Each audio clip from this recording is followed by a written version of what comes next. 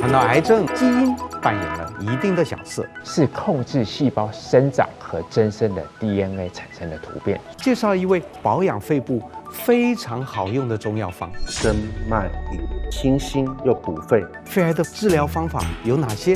放射线治疗、标靶治疗、免疫治疗。透过智为人医守护爱，告诉你这些重要的资讯，千万别错过了。